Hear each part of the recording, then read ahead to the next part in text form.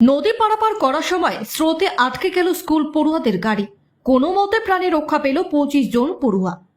গরুবাথান ব্লকে ফাগু নদীতে চাঞ্চল্যকর ঘটনা। টানা বৃষ্টিতে ফুসছে সেই নদী। প্রতিদিনই সেখান দিয়ে অসংখ্য গাড়ি নদী পারাপার করে। সেই রকমই মঙ্গলবার সকালে স্কুল পড়ুয়াদের নিয়ে যাচ্ছিল একটি পিকআপ ভ্যান।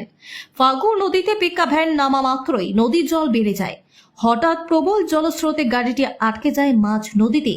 এরপর বেশ কিছুটা সময় আতঙ্কের মধ্য দিয়ে কাটে। আশেপাশের মানুষজন ছুটে এসে উদ্ধার করে সবাইকে। একে একে স্থানীয়রা বাচ্চাদের কোলে করে নদী থেকে পাড়ি নিয়ে আসা হয়।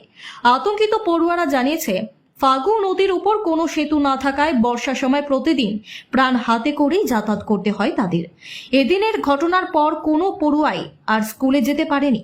মাঝ রাস্তা থেকেই বাড়ি ফেরে তারা।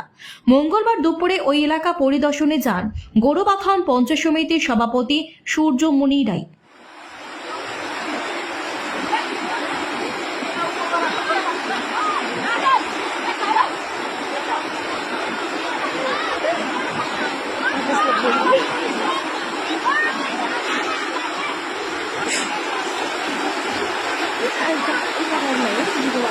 मध्ये बरोबर उपयोग एवढा गुट्टाले उपयोग पेपर निकाल्दै छ मेरो दे हा मेरो त्यो